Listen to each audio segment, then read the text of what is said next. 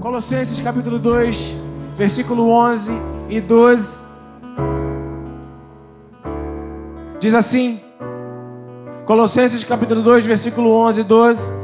Nele também vocês foram circuncidados, não com uma circuncisão feita por mãos humanas, mas com a circuncisão feita por Cristo, que é o despojar da carne.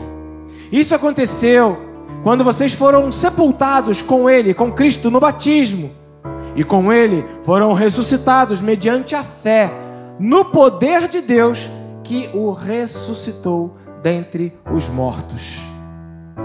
Amados irmãos, quem está em Cristo nasceu de novo.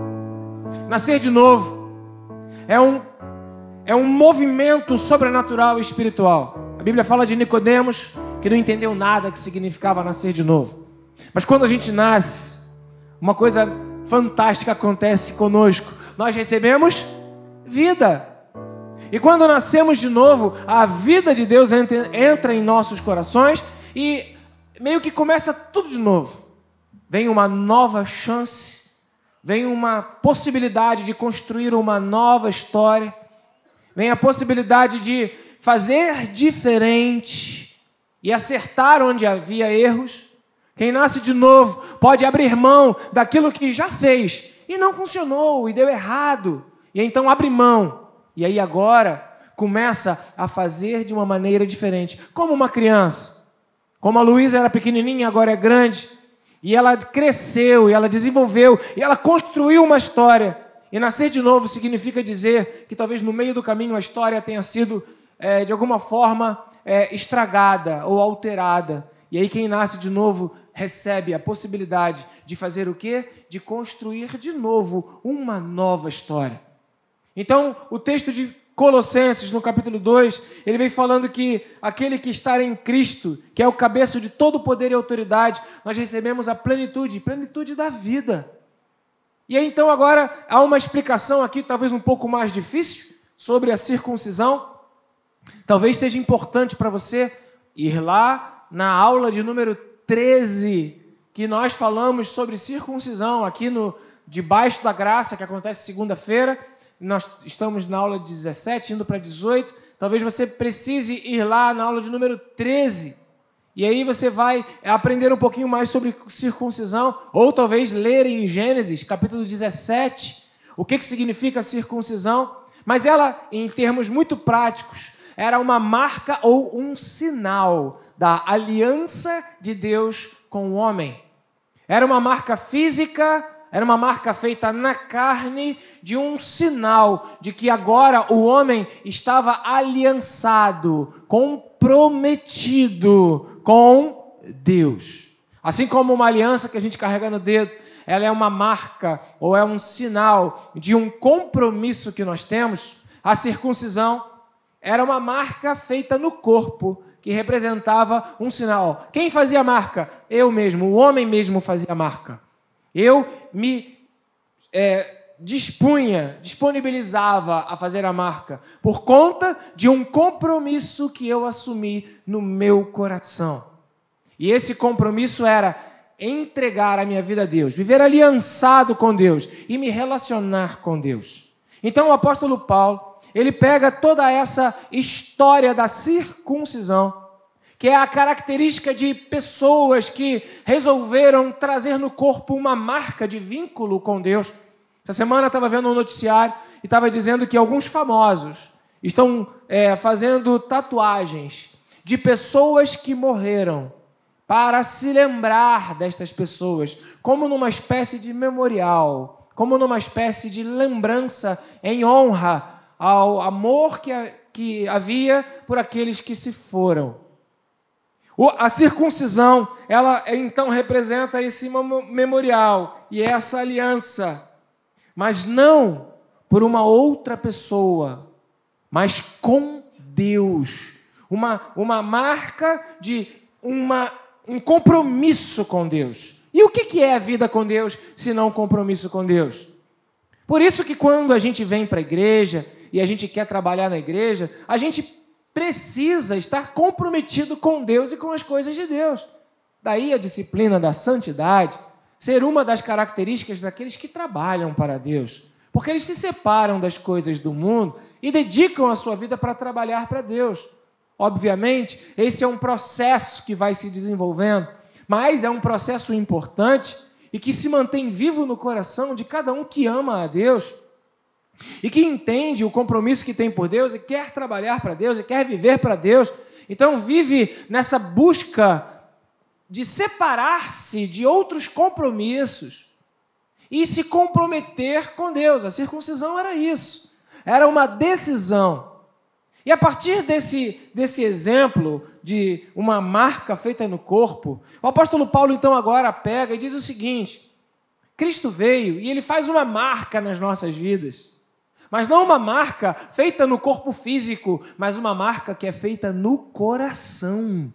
É uma marca que acontece dentro do interior do homem. Quando nós conhecemos a Jesus e quando nós sabemos quem Ele é, e quando nós encontramos o Deus Criador de todas as coisas, dos céus, da terra, Criador dos homens, e nós entendemos que a plenitude da vida está em Deus, nós então buscamos a presença desse Deus, e é o que você veio fazer hoje aqui na igreja, é o que você está fazendo aí online, buscar a presença desse Deus, porque você entende que o pecado, ele afasta você de Deus, mas você não quer ficar afastado de Deus. Quando você tem um encontro com Jesus, existe uma marca que acontece no seu coração, que agora te conduz para que você possa ter um compromisso com Deus, ter um compromisso com as coisas de Deus, buscar cada vez e a cada dia as coisas de Deus. Por isso lemos a Bíblia, porque a Bíblia é a palavra de Deus e queremos saber ou conhecer o que Deus deixou escrito para nós como orientações, como um caminho a ser seguido. Por isso nós estamos na igreja hoje, porque existe um compromisso tão grande em nossos corações, amamos tanto a Deus, entendemos que Ele é o Criador de todas as coisas, que a nossa vida estava nele, mas o pecado nos separou dele. E aí nós compreendemos o que é pecado. E cada vez mais, quando nós nos aproximamos de Deus, o pecado vai se tornando cada vez mais nítido para as nossas vidas. Infelizmente, a relação inversa também é verdadeira. Quanto mais distante nós estamos de Deus, mais achamos que tudo é normal, que tudo é natural, e menos o pecado passa a se destacar em nossas vidas. Por isso que se você olhar na história do seu relacionamento com Deus, você vai ver que há tempos em que você então se preocupava mais com as questões do pecado e você lutava contra ele de forma mais intensa. Porque quanto mais perto de Deus, mais o pecado ele é gritante a seus olhos e mais você busca se afastar dele. Talvez agora você esteja passando por um período de distanciamento de Deus e você já não valoriza tanto as questões do pecado e você acaba achando que as coisas são assim mesmo. E você vai não mais se conectando às coisas espirituais. Pois bem, é sobre isso que eu quero trazer uma palavra ao seu coração nessa manhã, porque o batismo que nós vamos proceder com a Amanda, ele significa estar inserido, fazer parte, estar enxertado. E o batismo é fazer parte de uma nova criatura, fazer parte de uma nova criação. Ou seja, o jeito que eu pensava antes, agora eu não quero mais pensar daquele jeito. A maneira como eu reagia antes, agora eu vou lutar contra essa maneira. Como diz lá Colossenses 3:5, eu vou fazer morrer a minha natureza. Eu vou buscar acabar com aquilo que ainda está dentro de mim, que é da minha natureza humana, que é no campo daquilo que me afasta de Deus e que agora eu já não quero mais. Eu nasci de novo. Eu encontrei, há uma marca no meu coração que foi feita por Jesus Cristo dentro do meu interior. Não é uma marca física, não é uma circuncisão, mas é uma marca equiparada, uma marca que acontece dentro do meu interior e que me impulsiona e que me leva para as coisas de Deus e que me, de alguma forma, puxa para as coisas de Deus. Essa semana tem sido uma semana muito atípica para mim e para a Drica, por conta do seu Nivaldo, que ele levou um tombo, machucou a perna e a glicose muito alta, a diabetes muito alta. Isso, então, atrapalha o processo. Ele teve uma inflamação na pele, não houve nenhuma fratura, nenhum tipo de ferimento aberto, mas a própria pele inflamou por dentro, uma infecção na pele, erisipela. E isso é perigoso, porque daí já desenvolveu uma manchinha roxa nos dedos, e a gente sabe que isso é trágico. Fomos no hospital, fizemos uma consulta online e fizemos agora uma outra inserção no hospital. O hospital falou, tem que ficar, porque temos que resolver isso. E eu e Drica estamos nessa loucura, né? Plantões de manhã, plantões de noite, para cuidar do seu Nivaldo. Quem conhece o seu Nivaldo sabe que ele não para, ele tem uma capacidade de falar impressionante, né?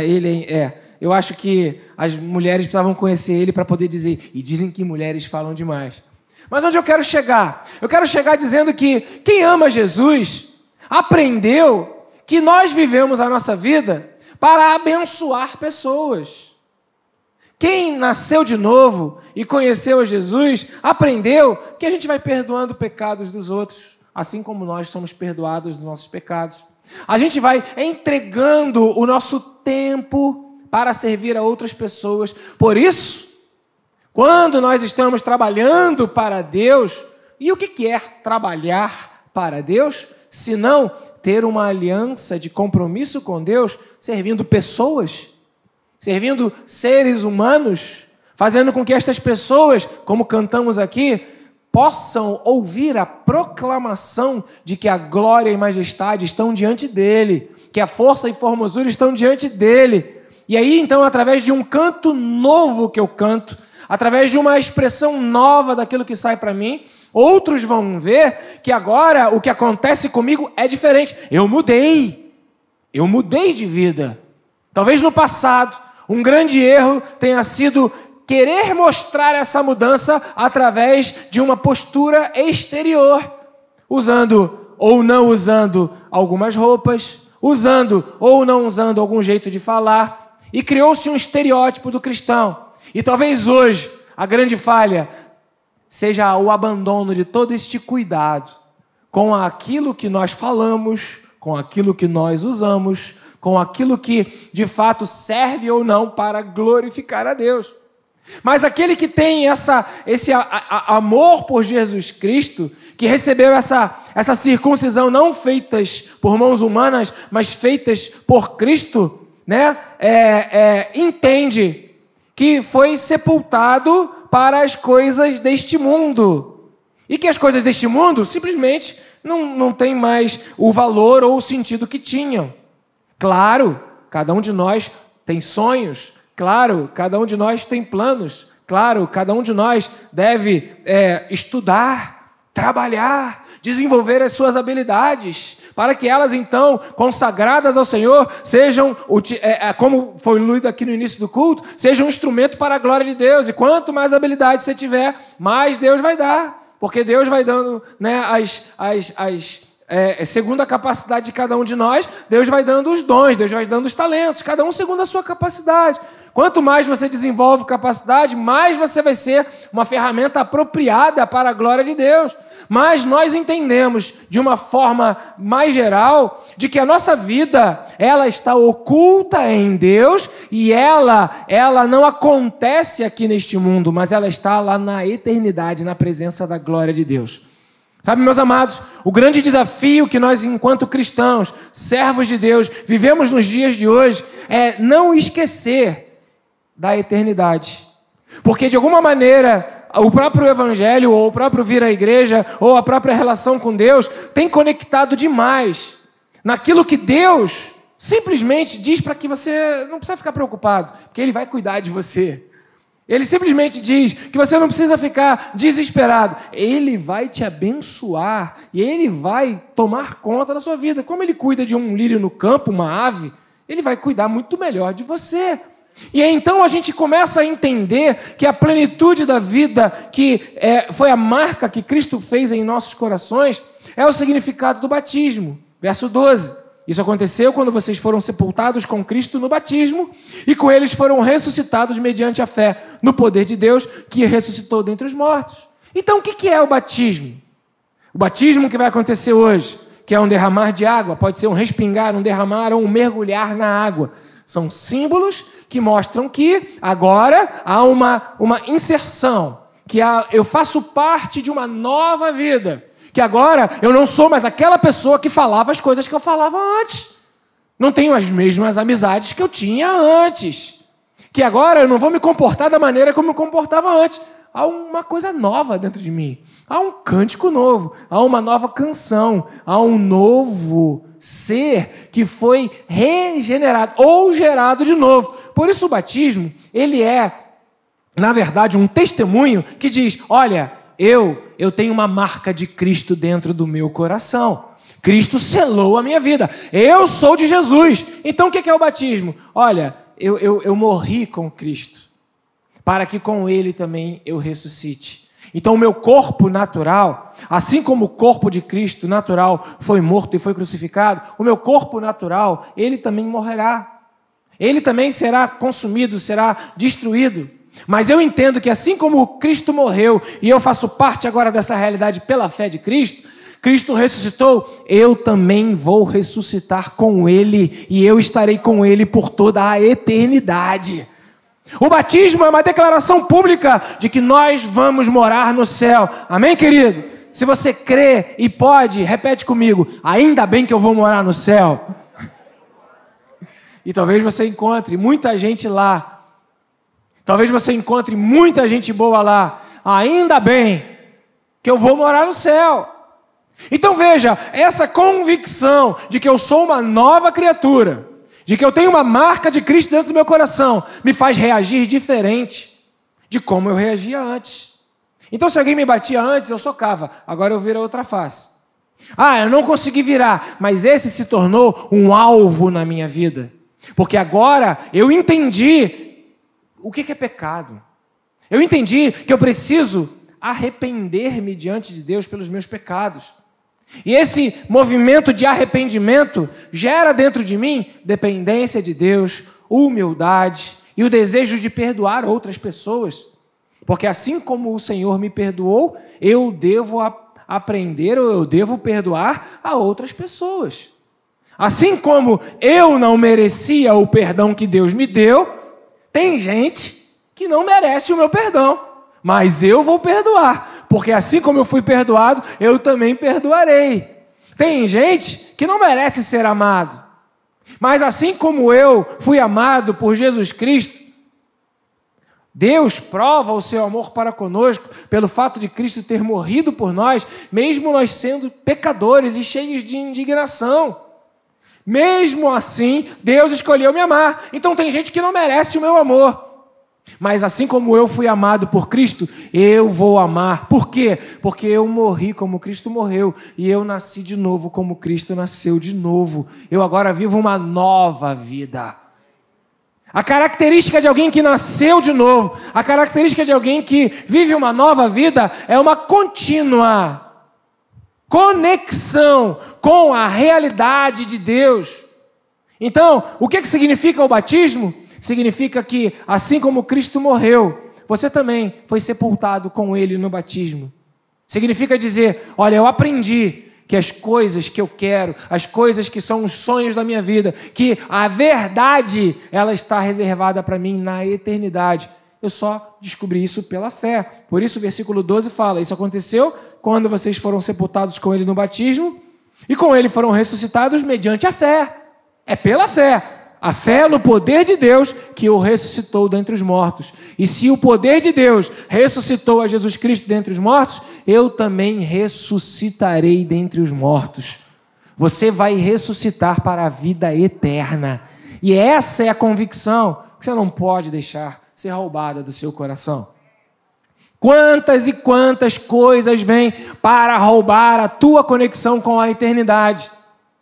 Quantas e quantas coisas vêm para te distrair e trazer a tua atenção plena para as coisas desse mundo, desse tempo. Quantas e quantas tristezas, desilusões, pessoas que você não consegue amar, pessoas que você não consegue perdoar. Mas assim como você foi perdoado, você foi amado, existe esse desafio. E aí você agora fica numa crise Bom, eu nasci de novo ou não nasci de novo? Eu tenho a semente de Cristo dentro do meu coração ou não tenho a semente de Cristo dentro do meu coração? Por isso, a característica que acontece na vida daquele que foi batizado está aqui em Colossenses capítulo 3, do verso 1 a 3. Vamos ler juntos? Para que a gente possa desenvolver o nosso entendimento de como é nascer de novo. Colossenses capítulo 3, versículo 1 a 3, diz assim: portanto, já que vocês ressuscitaram com Cristo, procurem as coisas que são do alto, onde Cristo está sentado à direita de Deus. Eu vou procurar as coisas que são lá do alto. Eu vou procurar as coisas do céu. Eu vou procurar isso. Verso 2. Mantenham o pensamento das coisas do alto e não nas coisas terrenas. Ótimo! Eu vou então manter, eu escolhi, eu vou manter o meu pensamento nas coisas lá do alto. Eu escolhi, eu vou manter o meu pensamento nas coisas lá do alto. Verso 3, pois vocês morreram, e agora a sua vida está escondida com Cristo em Deus. Eu descobri que a minha vida está escondida com Cristo. Então, eu vou procurar as coisas lá do alto. Eu vou manter o meu pensamento nas coisas do céu. Eu vou me lembrar todos os dias, eu sou morador do céu. Eu vou me lembrar todos os dias, eu nasci de novo. Eu vou me lembrar todos os dias, eu faço parte de uma geração santa, de um sacerdócio real, de um povo de propriedade exclusiva de Deus. Eu vou morar no céu. Ainda bem, a eternidade está garantida, porque as coisas desta terra passarão, mas eu terei a minha vida eterna ao lado do Senhor. Eu tenho vida eterna e por isso eu vou procurar as coisas da vida eterna. Eu vou manter o meu pensamento nas coisas da vida eterna, porque eu sei que a minha vida está escondida na vida eterna.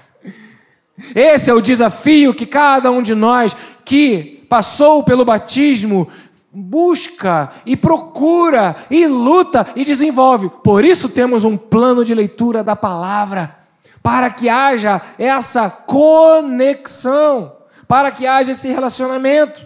E aí, continuando, então, já falamos o que significa o batismo, que é ser sepultado com Cristo e que é ressuscitar com Cristo, que é morrer para as coisas deste mundo. Ah, mas nós precisamos dela. Deus sabe e Deus vai te dar, e vai te dar segundo aquele que é o desejo dele e segundo o teu esforço, ok? Você vai precisar trabalhar, você vai precisar estudar, você vai precisar fazer faculdade, você vai precisar se desenvolver, você vai precisar orar, você vai precisar jejuar. Deus vai te dar segundo o seu esforço.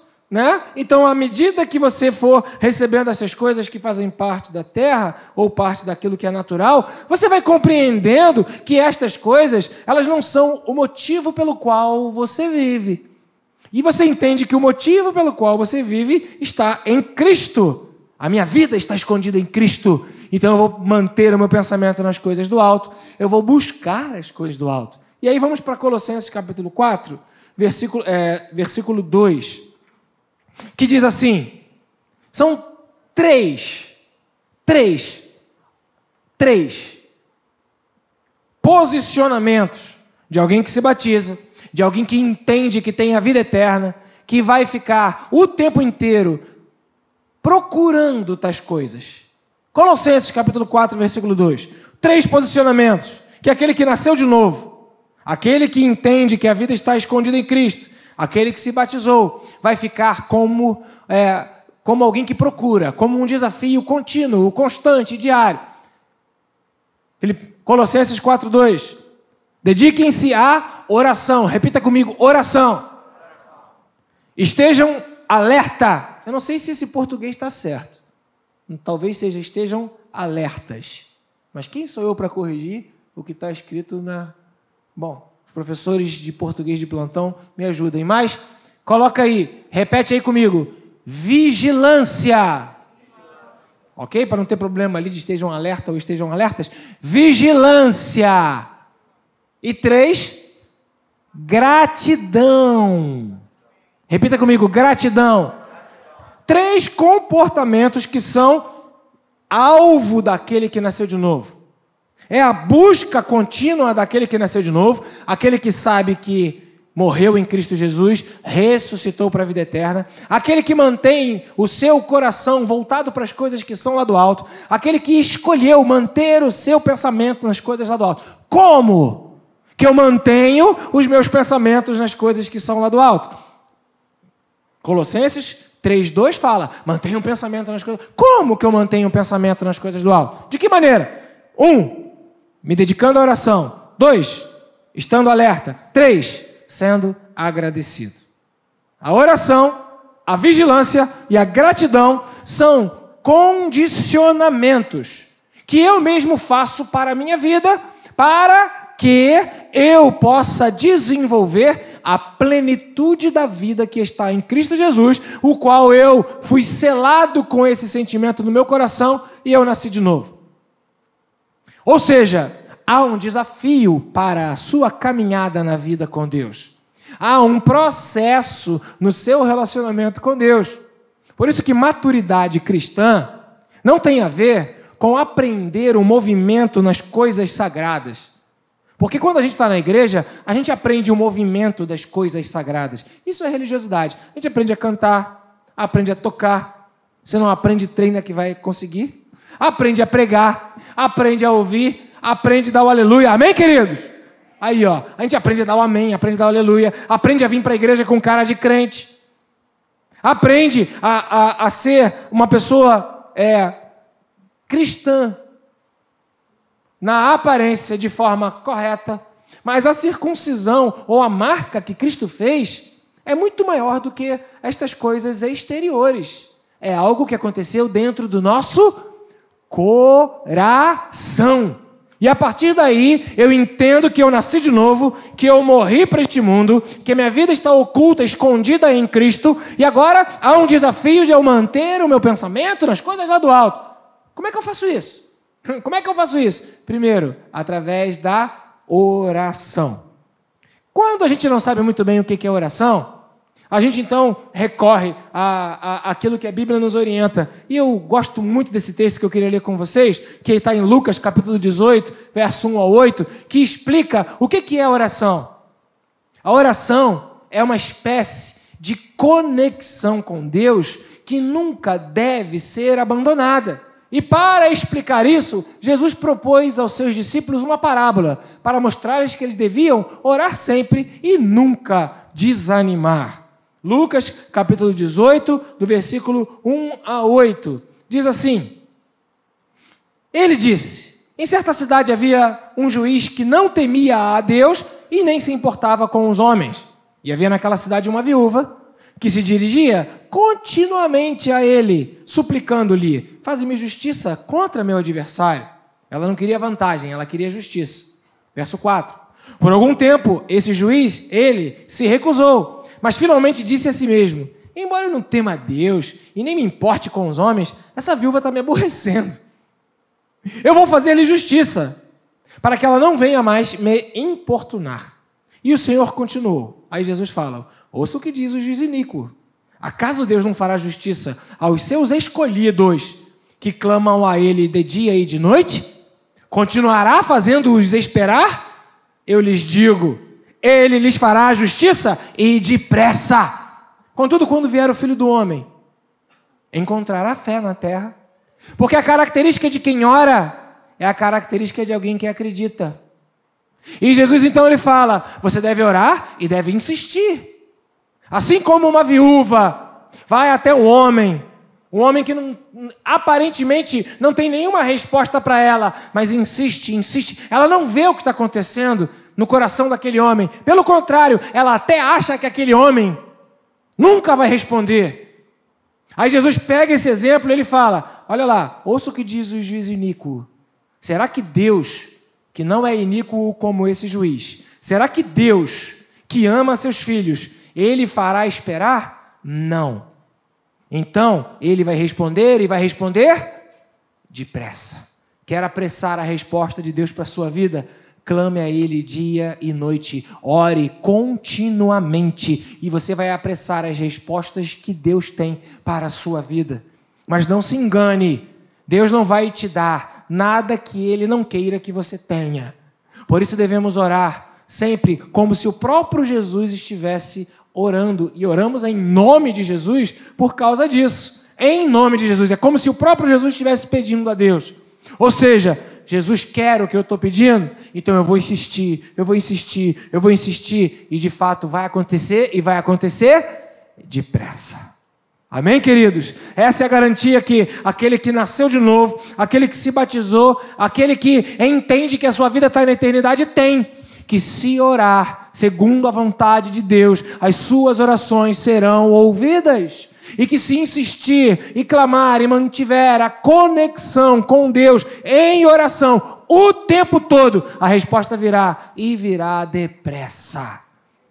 Que Deus abençoe você com a primeira maneira, ou o primeiro modo, ou o primeiro formato, que te ajuda a compreender como você mantém o teu pensamento nas coisas lá do alto. A segunda está em 1 Pedro, capítulo 5, versículo 8 e 9. Está uma explicação melhor, né, sobre ficar alerta, ficar vigilante. 1 Pedro, capítulo 5, versículo 8 e 9, que diz assim: estejam alertas e vigiem. Lembra? Foi exatamente a mesma coisa, a palavra alerta. Estejam alertas e vigiem. O diabo, o inimigo de vocês, anda ao redor como leão, rugindo e procurando a quem possa devorar. Esteja alerta, vigia. Existe até um jargão crentez, né? Vigiai e orai, que é fundamentado num texto bíblico.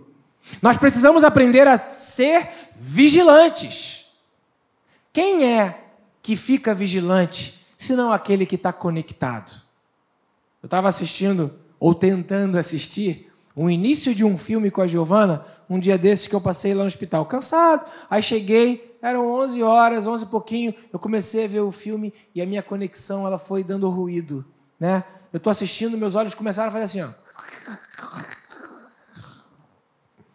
O olhinho foi começando a fechar. Já viu aquele sinal da televisão que vai sumindo, que vai perdendo o sinal da antena, vai perdendo a conexão? Você não vê claramente. Aí daqui a pouco você fala, ué, mas não era essa parte que eu estava vendo? O que aconteceu? E aí você percebe que desconectou.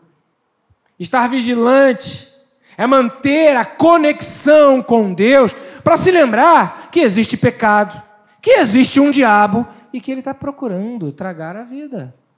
E ele é seu inimigo. E ele está ao seu derredor. Não acha. Não seja inocente. E não acha que você, se não for vigilante, não vai tomar-lhe uma mordida. Por isso a Bíblia fala, seja vigilante. Porque quando o bichinho vem te morder, você fala, está repreendido em nome de Jesus. E ele recua. E é isso que a Bíblia fala, que é o acampar-se dos anjos do Senhor ao redor daqueles que o temem. É quando você, conectado com Deus, você agora tem a sabedoria de Deus falar, não, isso aqui não é de Deus não, está repreendido, sai da minha vida em nome de Jesus. Não, isso aqui não é de Deus não, estou fora, eu não vou nesse lugar, eu não entro nessa parada, isso aqui eu não me conecto. E somente vai ter esse entendimento quem estiver conectado com as coisas de Deus. A desconexão de Deus me fará ser uma presa para o inimigo. Por isso eu preciso de vigilância. Esteja alerta, fique atento, fique esperto, se liga, se conecta, mantenha o zoinho meio aberto. Por isso aqui, algum tempo atrás, nós trouxemos uma palavra sobre a necessidade de discernimento espiritual, que é um auxílio de Deus para que a gente possa enxergar aquilo que talvez naturalmente não enxergássemos, para mantermos a conexão com Deus. E isso é um desafio seu. Você ora e você vigia. E por fim, o terceiro conselho ou a orientação que a própria Bíblia nos dá para manter o nosso pensamento na eternidade, na vida eterna. Nós que fomos batizados, nós que temos esse selo de Deus em Cristo dentro dos nossos corações, nós precisamos desenvolver a gratidão. E o próprio texto aqui de Colossenses, no próprio capítulo 3, eu quero ler com vocês o versículo 15 e 16, talvez eu pudesse ler o 17 também, diz assim, Colossenses 3,15, que a paz de Cristo seja o juiz em seu coração, visto que vocês foram chamados para viver em paz, como membros de um só corpo. Ponto. E sejam agradecidos. Habite ricamente em vocês a palavra de Cristo. Ensinem e aconselhem-se uns aos outros com toda a sabedoria. E cantem salmos, hinos e cânticos espirituais. Foi o que nós cantamos aqui, um cântico novo. Amém, queridos? E isso com gratidão a Deus em seu coração. Vamos ler o 17 também? E tudo o que fizerem, seja em palavra ou em ação, façam não como se você estivesse fazendo, mas como se o Senhor estivesse fazendo. Façam-no em nome do Senhor Jesus, dando por meio dele, por meio de Jesus, graças ao Pai, ou reconhecendo, eu sou grato a Ti, Senhor, eu sou grato a Ti, Senhor. Como que eu mantenho a minha mente pensando nas coisas que são lá do alto? Como que eu procuro as coisas que são lá do alto? Através de uma conexão sem interrupções com Deus através da oração. Lembra da viúva? Através de uma vida de alerta, eu estou atento, eu vou vigiar, eu não quero decair no meu relacionamento com as coisas espirituais, eu não quero deixar de alguma maneira que o inimigo que está pertinho, tentando se aproximar, ele tem alguma vantagem na minha vida. Não, eu tenho a marca de Cristo em meu coração, eu fui circuncidado por Cristo dentro do meu interior, eu tenho uma aliança com Jesus Cristo, amém, queridos? E por fim, eu vou ser agradecido. E agradecer quando nós estamos contrariados não é para qualquer um. Você consegue agradecer quando está contrariado? Você fala assim, muito obrigado pela fechada que eu tomei. Muito obrigado porque eu estou com fome e eu não vou ter comida. Às vezes eu conto sempre as coisas práticas da minha realidade. Em hospital a gente come diferente, né? E aí chegou a hora do almoço. Mas tudo acontece na hora que você vai comer quando você está no hospital. E aí você fica contrariado, porque afinal de contas, comer é bom. A gente gosta de comer, não é bom? Não é legal comer? É gostoso, faz bem. Principalmente quando você está com fome. Aí chega a tua comida que já não é aquela comida, é a comida do hospital. E na hora que você pega a comida, tu já está sentado num lugar sem mesa, comendo de um jeitinho que não é o jeitinho que você queria. E já preocupado porque está se babando. E a comida caindo. E de repente acontece um furdúncio, explode um hecatombe no meio da tua comida. Você pega a tua comida, para de comer, contrariado. E a Bíblia fala, sede agradecidos. E aí você começa a entender a característica daquele que morreu com Cristo e daquele que agora mantém o coração das coisas que são lá do alto. Eu vou agradecer por todas as coisas que eu gosto, as coisas que são boas, as coisas que eu ganho, as coisas que eu conquisto. E para isso tem uma penca de mensagem de igreja que fala. Mas eu também vou agradecer pelas coisas ruins que me acontecem. Aí já poucas igrejas, não é tanta mensagem. Eu vou agradecer pelas tragédias que eu vivo, aí menos um pouquinho. Eu vou agradecer quando as coisas não tão boas acontecem na minha vida, eu fico contrariado. Estamos diminuindo o grau, hein? E a gente vai vendo que aquele que mantém a coisa espiritual acesa na sua vida em oração, entende que vai ter que agradecer por tudo. Por quê? Porque tem uma marca de Cristo em seu coração. E quando você tem essa marca de Cristo em seu coração, a sua vida é transformada de dentro para fora. As coisas se renovam. Por isso somos capazes de cantar um cântico novo. Por isso somos capazes de cantar ao Senhor. Às vezes a gente vem para a igreja, né, sem vontade de cantar, mas porque temos uma aliança com Cristo. Nós chegamos no momento de louvor, abrimos a nossa boca e cantamos para a glória de Deus. E cantamos um cântico novo, porque é o cântico de alguém que tem um coração que mantém o pensamento nas coisas que são lá do alto e não nas terrenas. De alguém que foi batizado, de alguém que aprendeu que precisa dedicar-se à oração, estar alerta. Porque se eu venho para a igreja e eu não consigo cantar, eu tô dando mole, eu estou vacilando, eu estou perdendo a minha conexão, eu estou de alguma maneira me desconectando, então eu estou alerta, então eu vou agradecer. Não, Senhor, a Tua palavra declara, Romanos 8:28, todas as coisas cooperam juntamente para o bem daqueles que amam a Deus, daqueles que vivem o seu propósito. Eu sou essa pessoa, eu amo ao Senhor e eu vivo segundo o seu propósito. Então tudo coopera. E aí a minha mente muda a chave. Plect! Aí eu falo, antigamente eu reclamaria. Antigamente eu entraria em crise. Antigamente eu ficaria irado, não teria paz. Mas agora não. Agora eu sou agradecido e de boa vontade. Então eu agradeço a Deus por todas as coisas. Queridos, aquele que nasceu de novo e tem uma vida conectada à eternidade é uma pessoa imbatível. Imbatível. Porque pode o próprio Satanás aparecer e falar, eu vou te dar tudo que todo mundo quer nesse mundo. E você fala, eu não preciso, eu tenho a palavra de Deus, é ela que me alimenta e eu vivo nela. E é ela que satisfaz o meu coração. Estejam alertas, estejam conectados com Deus e mantenham a gratidão no seu coração. Essa é uma palavra que a gente precisa repeti-la continuamente a cada um de nós. Para a nossa própria mente. Precisamos pregar. Ângelo, você está orando. Ângelo, você está grato. Ângelo, você está em vigilância. Porque isso vai manter o meu coração na eternidade. E aí eu vou lembrar quem eu sou. E aí eu vou lembrar que eu nasci de novo. Senão daqui a pouco, sabe, meus amados, o que acontece? A gente se esquece que nasceu de novo. E a gente dá uma ré. Em alguns carros a ré é jogando para cá, para a direita, para a minha direita, e puxa para trás. Aí, ou tem outros que tem uma alavanquinha, né? Aí tu dá uma ré, aí você vai para trás, você vai retrocedendo. Você vai voltando às mesmas práticas que você tinha antes. Você vai voltando aos mesmos problemas que você tinha antes. Vai voltando ao jeito que você tinha antes. E a compreensão que você vai morar no céu, ela vai ficando nublada no seu coração. Hoje é um culto de batismo. E o culto de batismo vai ser seguido por um culto de ceia. E sabe o que isso significa? Sabe o que isso significa? Que você vai se lembrar de que você não é deste mundo.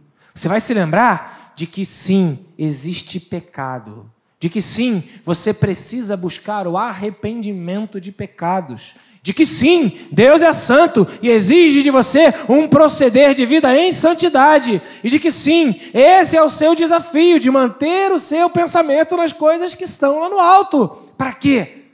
Para que você viva em plenitude. Encerrando, Colossenses capítulo 3, versículo 10. Os irmãos do louvor podem vir aqui. Colossenses 3,10 diz assim: e por estarem nele, Cristo, que é o cabeça de todo poder e autoridade, vocês receberam a plenitude.